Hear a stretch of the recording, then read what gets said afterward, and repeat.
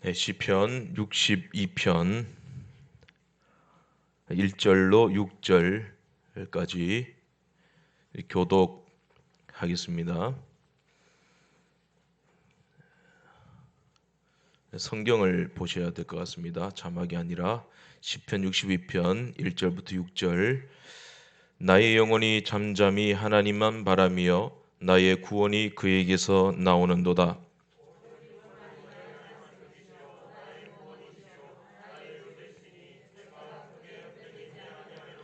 넘어지는 담과 흔들리는 울타리 같이 사람을 죽이려고 너희가 일제히 공격하기를 언제까지 하려느냐.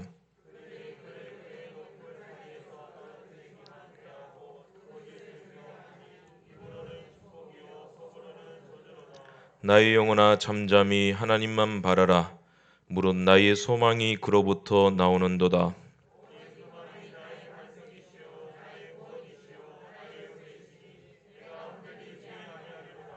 아멘.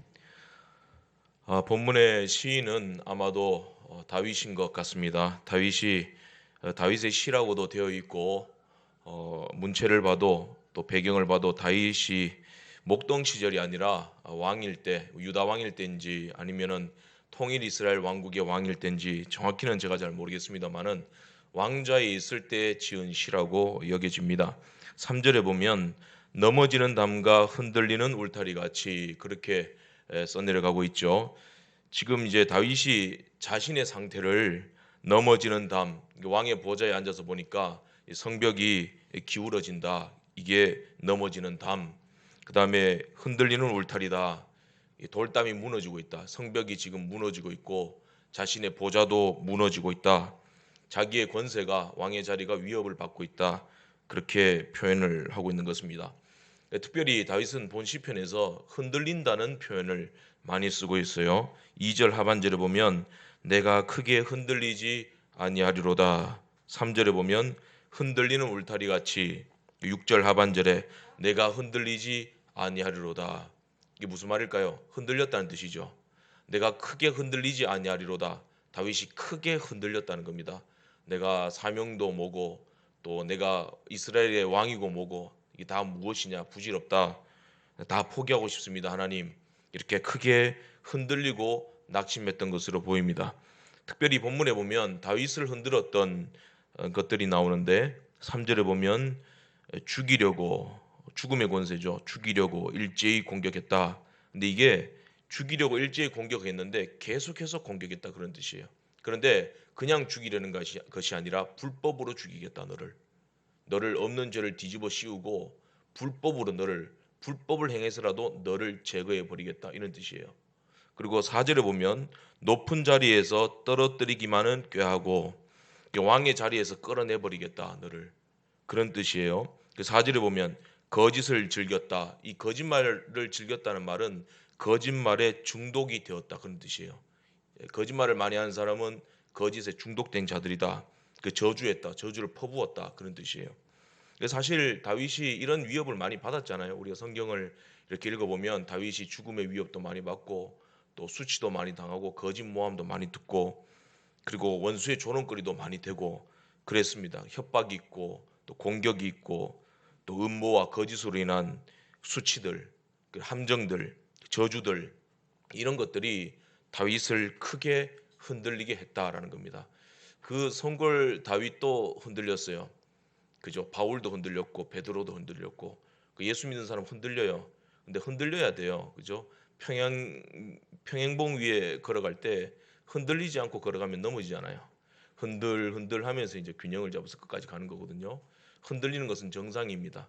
흔들리기 때문에 중심을 잡잖아요. 하나님 말씀으로 돌아오고. 그때 이제 7절 말씀에 내 힘의 반석과, 다윗이 힘을 찾잖아요. 왜? 자기 힘이 다 빠졌으니까. 여러분 살아가다 보면 힘이 다 빠질 때 있잖아요. 그 남편 때문에 힘 다 빠지고 그죠? 자녀 때문에 힘 다 빠지고 요즘 같은 시대에는 또 물질이 궁해가지고 그 물질이 진짜 사람 힘들게 하거든요. 제가 다는 모르는데 조금 알아요 그거를. 그게 사람 진을 다 빼버립니다. 사탄은 그걸 이용하거든요. 다 빼버려요. 힘이 다 빠졌을 때. 근데 그때 하나님께서 믿음의 사람에게 주시는 은혜가 있죠. 성령님께서 감동해 주시는 거예요. 들었던 말씀, 또 들리는 말씀, 읽는 말씀을 통해서 1절 말씀 보세요. 나의 영혼이 잠잠히 하나님만 바라며 나의 구원이 그에게서 나오는도다. 이게 하나님의 음성이에요. 크게 흔들리고 있는 다윗에게 하나님이 하나님만 바라보아라. 하나님만이 구원이시다. 그 말씀을 하고 있어요. 다윗이 반응을 하죠. 묵묵하게 잠잠히 하나님을 바라봅니다.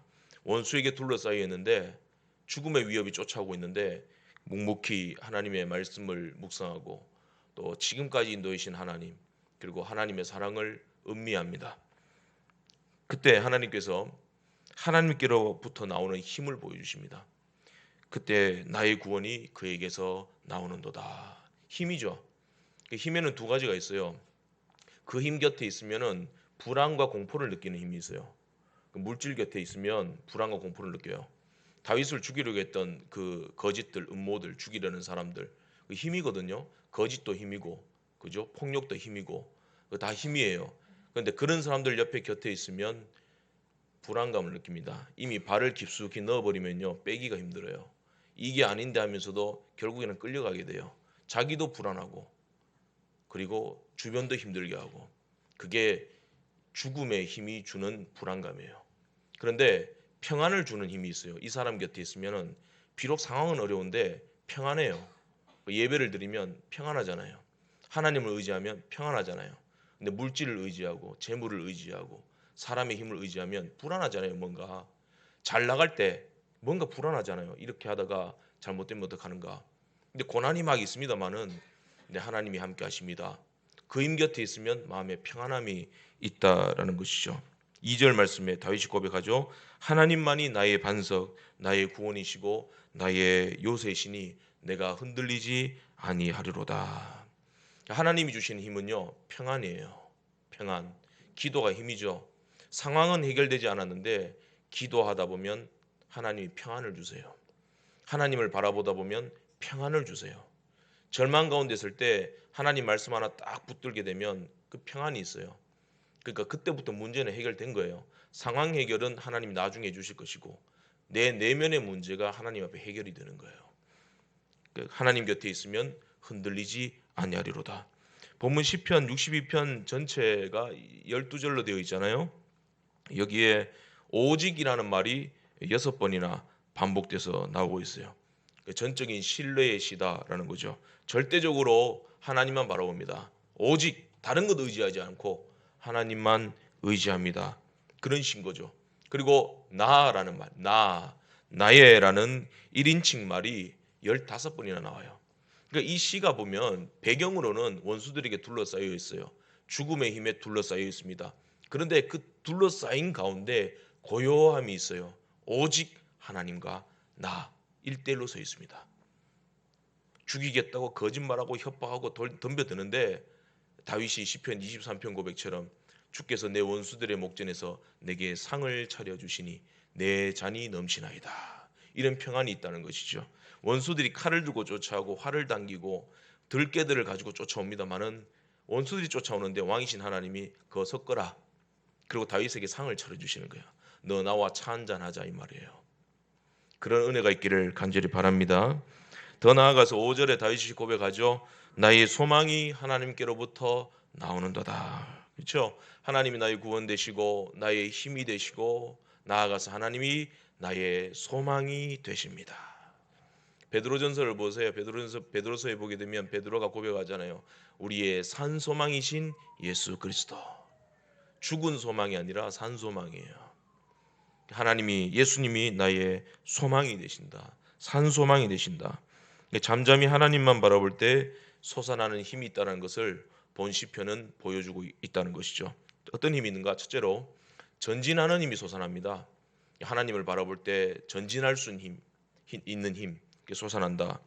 다윗의 환경을 보세요. 폭풍이 몰아치잖아요. 위협적이잖아요.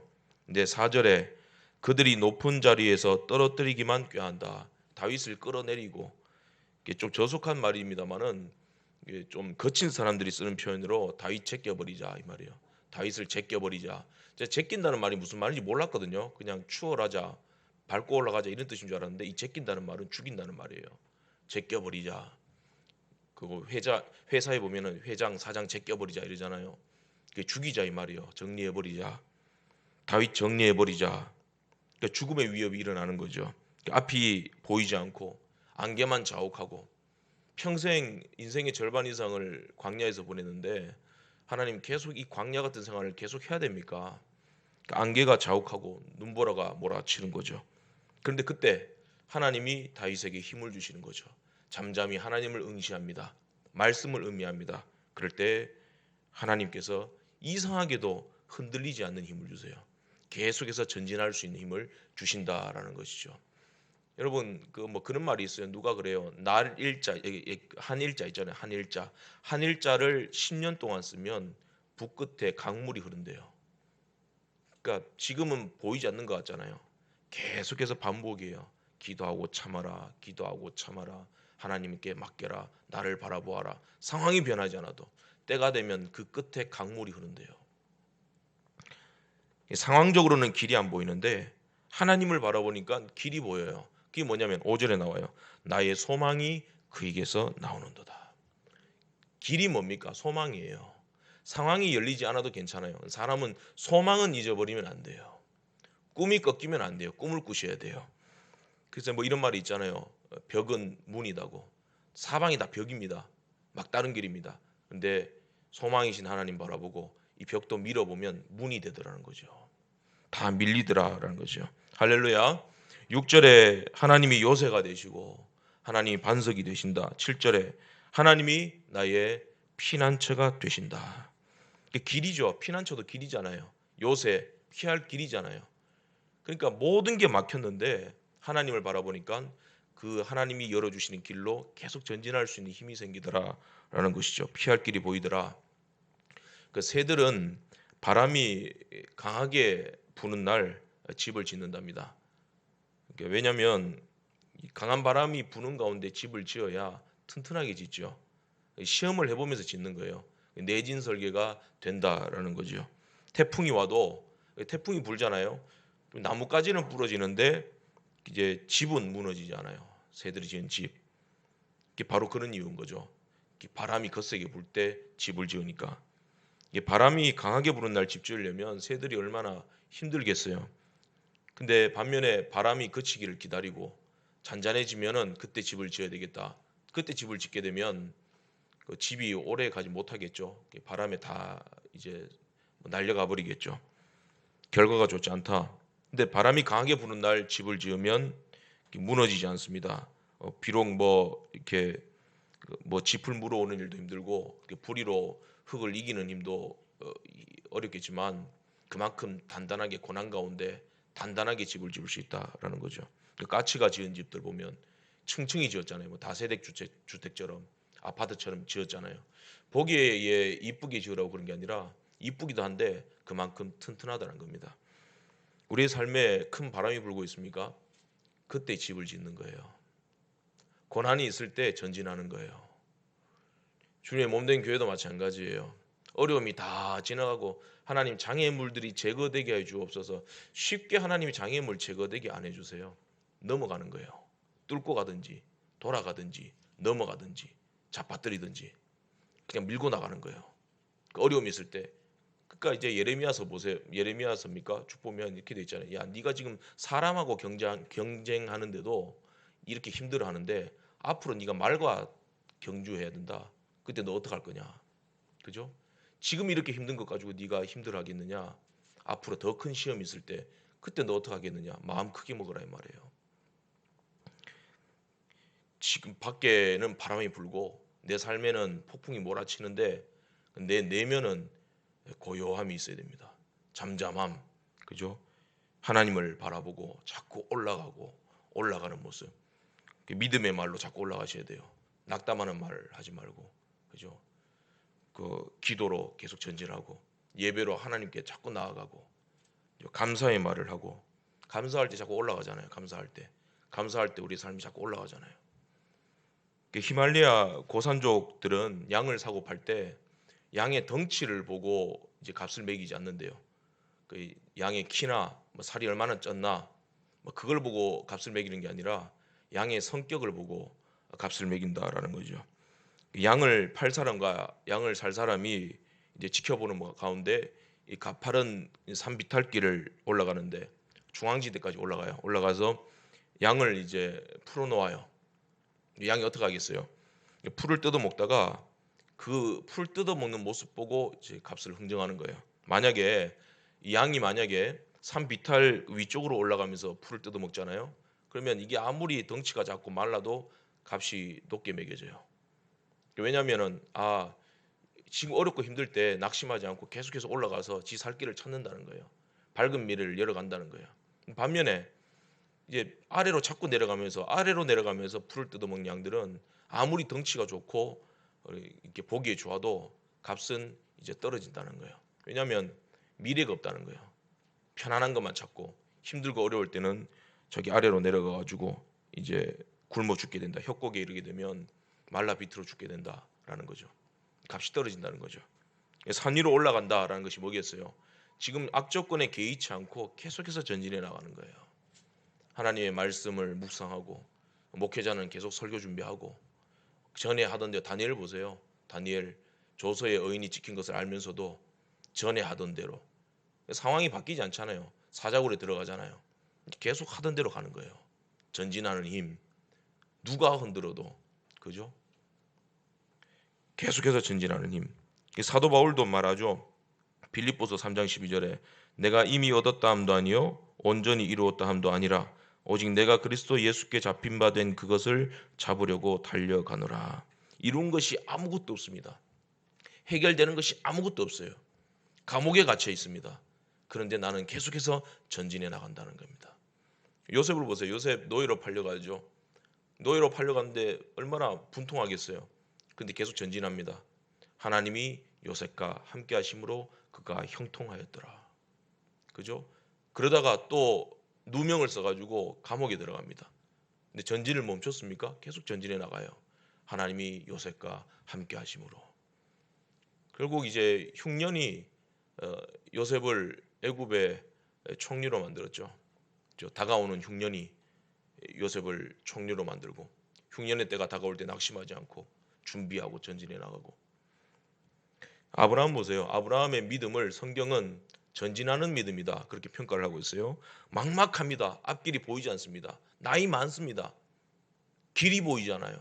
하나님의 약속이 이루어질 기미가 보이지 않아요.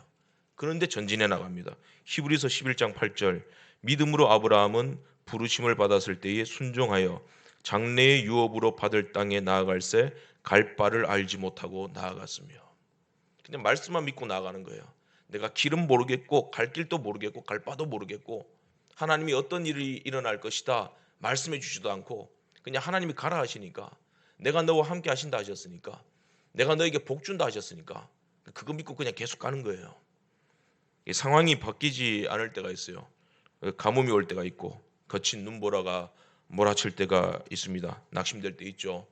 잠잠히 하나님만 바라보고 전진할 때 우리의 삶에 새로운 미래가 열리게 된다라는 것입니다. 또 한 가지는 뭐냐면 하나님을 바라보면 표현하는 힘이 솟아납니다. 8절 말씀 보면 백성들아 시시로 그를 의지하고 그의 앞에 마음을 토하라. 하나님 앞에 마음을 토하라. 표현하라는 것이죠. 내 마음을 쏟아놓으라. 늘 은밀히 보시는 주님 은혜를 주시리. 그죠? 마음을 토하라. 하나님은 우리의 표현을 기뻐하십니다. 하나님은 우리가 어설퍼도 말이 좀 짧아도 하나님께 표현하는 것을 기다리십니다. 로마서 10장 10절 사람이 마음으로 믿어 의에 이르고 입으로 시인하여 구원에 이르느니라. 그죠? 하나님은 말한 대로 응답하신 너희 말이 내 귀에 들리는 대로 내가 너희에게 시행하리라. 우리의 표현에 관심이 있으십니다. 요한일서 1장 9절 만일 우리가 우리 죄를 자백하면 그는 미쁘시고 의로우사 우리 죄를 사하시며 우리를 모든 불의에서 깨끗하게 하실 것이요. 회개도 표현인 거죠. 하나님 앞에 하나님 내가 범죄하였나이다. 다윗처럼 하나님이 기쁘게 받으시는 거죠. 그는 미쁘시고 의로우사. 여러분 미쁘다는 말이 뭔지 아세요? 지금 나쁜 일을 저지른 거 알고 있어요 하나님이. 근데 잘못했어요 그러면 일부러 못 본 척 해주시는 거예요. 내가 다 안다 됐다 내가 못 본 척 해줄게. 그 이신칭입니다. 네가 죄가 가득한 것 알지만 예수님 모시고 내가 못 본 척 해줄게. 덮어줄게. 너 말 안 해도 된다 이 말이에요. 그러니까 회개하며 나갈 때 하나님이 미쁘시고 의로우사 우리의 모든 죄를 덮어주신다. 하나님 표현을 기다리시는 거죠. 사무엘의 어머니 한나를 보세요. 한나 하나님께 마음을 토했죠. 하나님께 표현을 했죠. 응답을 받았죠. 사무엘상 1장 15절에 나는 마음이 슬픈 여자라 포도주나 독주를 마신 것이 아니요 여호와 앞에 내 심정을 통한 것뿐이오니. 내 심정을 통한 것뿐입니다. 토했더니 통했습니다. 그죠? 하나님께 토하면 통합니다. 그죠? 하나님과 심정이 통했다. 이 말이 뭐냐면 이제 이쪽에서 터널을 뚫잖아요. 저쪽에서 터널을 뚫어요. 계속 뚫다가 중간에서 만나잖아요. 중간에서 만나면 뻥 하고 뚫리잖아요. 이게 통한다 이 말이 심정이 통했다. 하나님과 내가 심정이 통했다. 열렸다. 터널이 생겼다 이 말이에요. 하나님도 사무엘 같은 사람 원했고 너도 기도하던 중에 사무엘과 같은 인물을 하나님과 뜻에 합한 사람을 네가 원하게 되었다. 뻥 응답이 되는 거예요. 하나님께 토하면 통하는 은혜가 있게 된다. 이어지는 사무엘상 1장 17절 보세요. 평안히 가라. 이스라엘의 하나님이 내가 기도하여 구한 것을 허락하시기를 원하노라. 히스기야 왕이 사용한 영적 무기가 있죠. 눈물의 왕이죠. 그 사람도 눈물이잖아요. 기도, 눈물의 기도. 이사야 38장 5절 내가 내 기도를 들었고 내 눈물을 보았노라. 하나님께 표현을 해보십시오. 기도와 눈물의 기도로 표현하고 우리의 슬픈 마음들, 하나님을 향한 믿음들, 그죠? 표현을 해보세요. 하나님만이 다윗처럼 두렵고 떨리고 흔들리는데 눈물을 흘리면서 하나님만이 나의 반석이 되시고 나의 구원이 되시고 나의 요새가 되시고 주님이 나의 힘과 소망이 되십니다. 표현하니까 이 다윗에 앉아있던 이 영혼이 믿음이 다시 일어나기 시작하잖아요. 주께서 내 영혼을 소생시키시고 하나님께 표현하면 하나님이 응답하신다라는 겁니다. 12절에 주여 인자하심은 주께 속하오니 주께서 각 사람이 행한 대로 갚으심이니이다. 그러니까 하나님께서 확신을 주시는 거예요. 응답이에요. 다 하나님 손에 있습니다. 전쟁도 하나님의 손에 있습니다. 하나님이 행한 대로 갚으십니다. 하나님이 해결하실 겁니다. 그죠? 한나도 그러잖아요. 기도하던 중에 응답받고 사무엘상 2장이 넘어가면 여호와는 지식의 하나님이라 행동을 달아보시느니라. 하나님이 해결한다 그 말이죠. 이런 담대함이 있으면 확신이 있으면 흔들리지 않는다라는 것입니다. 하나님께서 갚아주신다. 실제로 다윗의 삶을 보세요. 하나님이 다 갚아주셨죠. 갚아주신 것으로 끝났느냐? 복을 주셨잖아요. 얼마나 큰 복 주셨어요. 그런 승리가 있게 된다. 표현하시길 바랍니다. 마지막으로 잠잠히 하나님만 바라볼 때 말씀을 붙드는 힘이 솟아납니다. 본문에 두 가지 말의 능력이 나옵니다. 첫 번째는 인간의 말이고 두 번째는 하나님의 말이에요. 인간의 말은 다윗의 대적들의 말입니다. 다윗을 협박하고 위협하는 말이죠. 거짓말하고 뒤집어 씌우고 3절에서 4절 말씀에 보면 다윗의 대적들이 쓰는 말 보세요. 저주하고 거짓말 만들어내고 그죠? 죽이겠다는 협박하고 빨리 제거해버리자 끌어내리자 그러고. 근데 보통 사람들 같으면 그런 데 막 휘둘리잖아요. 다윗도 잠시 흔들렸습니다만은 하나님의 관점에서 바라봅니다. 하나님은 그런 말들을 비웃어요. 어디 나와요? 시편 2편 보세요. 4절에 하늘에 계신 이가 웃으시며 주께서 그들을 비웃으시리로다. 그 어떻게 되어 있냐면 어찌하여 열방이 분노하며 민족들이 허사를 경영하는고 여호와와 그의 기름 부으신 자를 끌어내리지 않은도다. 제거하지 않은도다. 그 다음에 나오는 구절이 이거예요. 주께서 하늘에 계신 이가 비웃으시며 주께서 그들을 비웃으시리로다. 하나님이 허허허허 웃고 있는 거예요. 너희들 웃기고 있다 그러는 거예요. 너희들 진짜 예수 믿는 사람 맞냐? 정말 나를 두려워하는 자들이 맞냐? 진짜 네가 하나님 두려워하느냐? 웃기고 있어 얘들이 이러시는 거예요. 다윗이 그런 확신이 생긴 거죠. 본문 9절 말씀에 아 슬프도다 사람은 입김이며 인생도 속임수이니 저울에 달면 그들은 입김보다 가벼우리로다. 사람의 말이 입김에 불과하대요.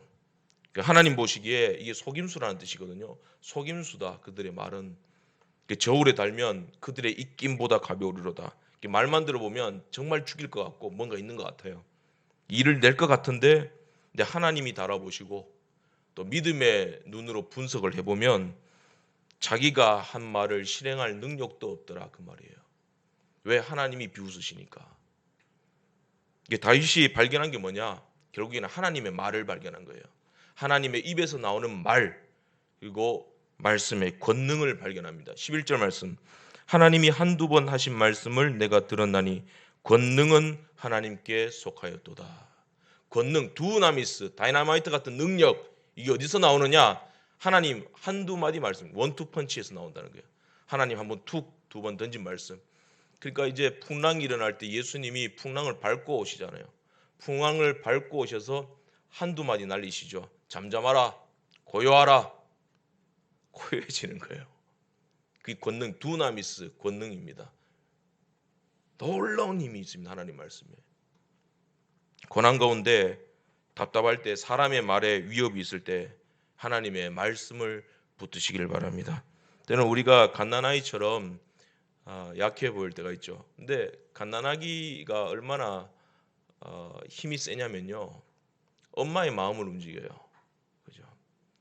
여인의 마음을 움직여요. 하나님께서 갓난아기에게만 주신 세 가지 힘이 있어요. 첫째로는 우는 힘, 두 번째로는 손으로 쥐는 힘, 악고라 그러죠. 다 부들부들한데 꽉 쥐는 여기만 단단해요. 애기들은 꽉 쥐는 힘, 손으로 쥐는 힘. 세 번째로 빠는 힘, 엄마의 젖을 빠는 힘. 이 세 가지가 있어요. 가난아기들 보면 누가 가르쳐 주지 않아도 태어나자마자 엄마 젖 찾잖아요. 그죠? 뻐끔뻐끔 붕어처럼 뻐끔뻐끔하고 그죠? 그 힘을 발휘하면서 살아요. 왜 그럴까요? 그래야 지가 사니까. 그죠? 그것 없으면 못 사니까. 그러니까 하나님이 어린아이처럼 갓난아이처럼 순전한 젖을 사모하라. 갓난아이와 같은 세 가지 힘을 발휘하는 성도를 하나님 기뻐하십니다. 우리가 하나님 앞에서 울 수 있죠. 하나님 젖 주세요. 하나님 도와주세요. 또 하나님 말씀 꽉 쥐는 거죠. 붙드는 거죠. 소망이 없을 때 말씀 꽉 붙들잖아요. 그리고 신령한 젖을 사모하고 빨잖아요. 하나님의 말씀. 신령한 젖이니까. 그러니까 창세기 17장 1절에 보면 아브라함이 99세 때 여호와께서 아브라함에게 나타나서 그에게 이르시되 나는 전능한 하나님이라 너는 내 앞에서 행하여 완전하라 말씀합니다. 이 전능한 하나님 이 말은 히브리어로 엘 샤다이 그 말입니다. 엘 샤다이 영어로 Almighty God이라는 말입니다. 엘 샤다이 엘은 하나님이고 샤다이 풍성한 능력. 근데 이게 어디서 나왔냐면요. 가슴에 있는 그 말이에요. 정확하게 번역을 하면 여인의 젖가슴 이 말이에요. 어머니의 가슴 이 말이에요. 그러니까 자녀를 사랑하고 또 자녀를 양육하는 어머니는 그 사랑으로 젖을 먹이잖아요. 그걸 빨아먹는 게 전능하신 하나님의 능력을 입는 거래요. 나는 전능한 하나님이라 나의 젖을 사모하여라 그 말이에요. 아브라함이 나이가 99세잖아요. 99세인데 하나님이 나의 젖을 먹어라 그러고 계세요. 갓난아이처럼 신령한 젖을 사모하고 있어요. 근데 아브라함이 그걸 또 그 말씀의 젖을 빨아먹네요. 아브라함이 하나님을 믿으니 이를 그의 의로 여기시고. 이게 믿음이에요. 전능하신 하나님의 능력이 뭐와 같다면 어머니의 젖과 같아요. 갓난아기가 배고프고 슬프고 불안하고 그러면 어머니 젖을 찾잖아요. 엄마가 젖을 먹이면 충분히 먹고 나면 젖된 아이가 되는 거예요. 푹 자는 거예요. 아무리 흔들어 봐도 안 일어나잖아요. 그냥 기절해 있는 상태처럼. 그게 평안이거든요. 아무리 흔들어도 나는 평안해 그래요. 세상 무너져도 몰라요. 그게 평안입니다. 전능하신 하나님의 젖을 빨아먹으면. 예배 가운데 기도 가운데 말씀 가운데 고난 가운데 있을 때 전능하신 하나님의 신령한 젖을 사모하시길 바랍니다. 울고 붙들고 젖을 빨아먹으세요. 고요한 젖된 아이와 같은 평안함이 넘치게 된다. 교회는 그 말이 많은 곳이라 그러잖아요. 당연하죠. 교회는 말씀 전하는 곳이니까. 요한복음 1장 1절에 태초에 말씀이 계시니라. 그리고 창세기 1장 1절에도 하나님이 말씀으로 천지를 창조하셨잖아요. 그러니까 교회는 말이 많을 수밖에 없어요. 근데 차이는 있어요. 은혜로운 교회와 은혜롭지 못한 교회, 그 사이에는 차이가 있어요. 말을 중심에 두고 차이가 있어요. 은혜로운 교회는 말이 많죠. 저도 저 어머니도 교회 설교도 들어보고 하면서 네 말 많다 그래요. 네 말 많다. 네 지금 나이도 이런데 나이 들면 말 얼마나 많겠노 그래요. 말 좀 줄이고 설교는 간략하게 좀 짧게 중심만. 그게 잘 안 되는 마요. 자꾸 그러지 말고 자꾸 기죽일 일 있냐고. 나도 안다고 막 그러는데. 근데 그 말이요. 은혜로운 교회는 그 말이 말성 트러블이 되지 않아요. 말썽이 되지 않아요. 그 말이 말씀에 기초한 말만 나오기 때문에 말썽이 되지 않아요. 그냥 말만 많은 거예요. 근데 말씀에 기초한 말은 많을수록 좋잖아요. 그죠? 믿음의 말하고 어렵다 할 수 있다고 하나님이 함께 하시고 하나님 응답하실 날이 있다고 믿음의 말을 하고 그러면 그런 말은 많을수록 좋은 거 아니겠어요? 그죠? 너희 말한 대로 하나님이 사람의 복록이 그 입술에 있다 그랬는데 그런 말은 많을수록 좋아요. 그래서 그런 말들은 절대로 교회를 흔들지 않죠. 그죠?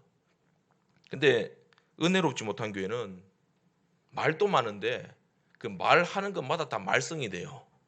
그죠? 말씀에 근거한 말이 아니라 그런 소문들 그 말했는데 손가락질했다 그러고 멱살 잡았다 그러고 거짓말 퍼뜨리고 그랬다 그러더라. 인상 보니까 그렇더라. 내가 그럴 줄 알았지 뭐. 그런 퍼뜨려드리고 언제 제거하지? 그게 말썽이에요, 말썽. 우리가 보면 분별을 해야 되잖아요. 이상한 문자 날라다니고 소문 날라다니고 그 흔드는 말이잖아요. 그 말썽이잖아요. 트러블이잖아요.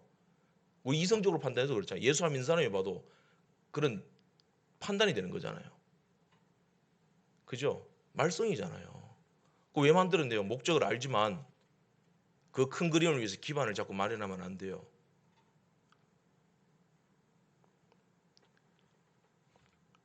가정에서도 마찬가지입니다.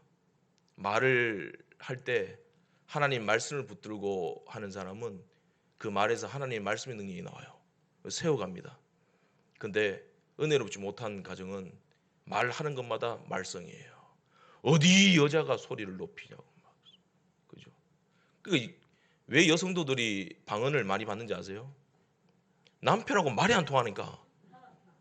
뭐 했다 그러면 날라오니까. 그죠? 그러니까 알아들을 수 없는 말로 막 A, B, C, D 물 나간다, 총 나간다, 후라이팬이 이런. 남편들이 당황스러운 게 얘가 왜 이러냐. 말이 안 통하니까. 일터에서도 마찬가지죠.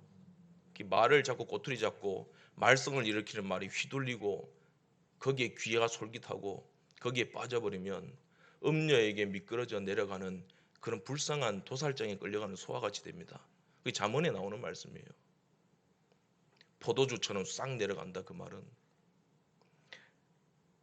그런 말썽에 요동하고 휘둘리고 겁을 먹고 따라가면 정말 말썽으로 인해서 트러블이 됩니다. 다 찢어지게 됩니다. 우리의 말은 어디에 붙들려야 돼요? 하나님의 말씀에 붙들려야 된다라는 것이죠. 말썽을 일으키는 사람의 흥미를 갖지 말고 말씀을 붙들고 절망적인 상황 가운데서도 믿음의 말을 하고 세워주는 말을 하고 축복의 말을 하고 덮어주는 말을 하고.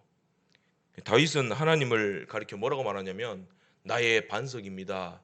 이렇게 표현을 해요. 6절 오직 그만이 나의 반석이요 나의 구원입니다.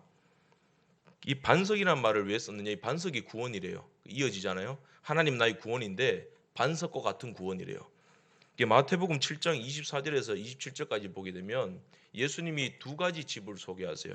하나는 반석 위에 지은 집, 또 하나는 뭐예요? 모래 위에 지은 집.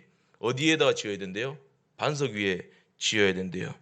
이게 이스라엘의 지형을 좀 이해를 해야 되는 말씀인데 이스라엘 백성들이 정착한 중앙산지 이 높은 곳에 위치해서 중앙산지는 이제 두 가지로 되어 있어요. 산과 골짜기.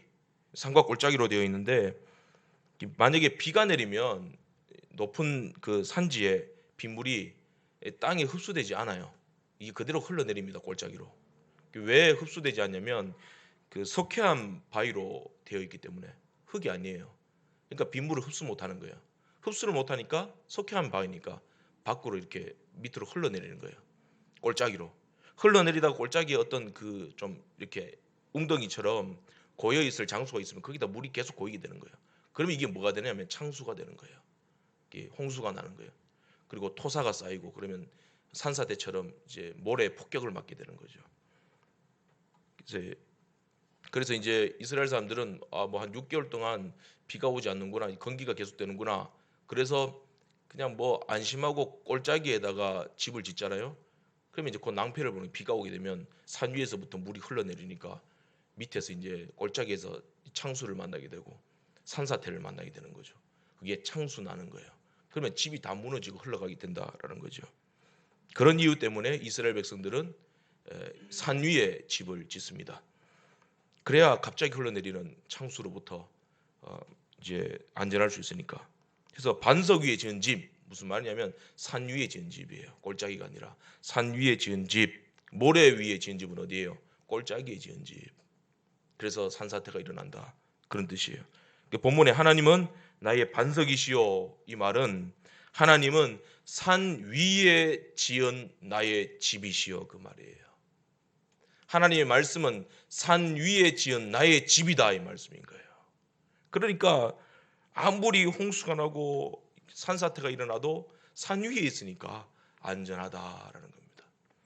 지금 나의 반석이신 하나님, 다윗이 고백하고 있는 이 시점이 어디예요? 그의 환경은 홍수고 산사태가 다 일어났어요 지금. 그런데 지금 다윗은 어디 있어요? 나의 반석이신 하나님, 높은 산 위에 하나님 말씀 위에 서 있습니다. 그러니까 흔들리지 않는다, 그 말씀인 거죠. 하나님의 말씀이 나의 반석이다. 하나님의 말씀이 반석 위에 지은 나의 집이 되고 말씀이 나의 산성이 되고 요새가 된다, 그 말씀이에요. 여러분, 나의 구원이 어디서 옵니까? 나의 소망이 어디서 옵니까? 하나님의 말씀에서 나오는 거예요. 늘 말씀을 읽으실 때마다, 뭐 큐티 하실 때마다, 말씀 들으실 때마다 지금 하나님이 나를 반석 위에, 산 위에 지금 세워주신다, 그 말씀을 기억하셔야 된다라는 겁니다. 여러분, 잠잠히 하나님만 바라보십니까? 하나님도 나를 잠잠히 바라보십니다. 스바냐 3장 17절, 너희 하나님 여호와가 너희 가운데 계시니 그는 구원을 베푸실 전능자이시라. 그가 너로 말미암아 기쁨을 이기지 못하시며 너를 잠잠히 사랑하시며 너로 말미암아 즐거이 부르며 기뻐하시리라 하리라. 지금 하나님이 나를 잠잠히 바라보고 계십니다. 숨어 계시면서 뜨겁게 나타나서 내가 해결해 줄게 이러지 않으시고 잠잠하게, 은밀하게 얘가 고난을 묵묵하게 견디고 있나? 지금 힘들고 숨쉬기조차 힘들고 어려울 텐데 내 말씀을 붙들고 묵묵하게 전진하고 있느냐?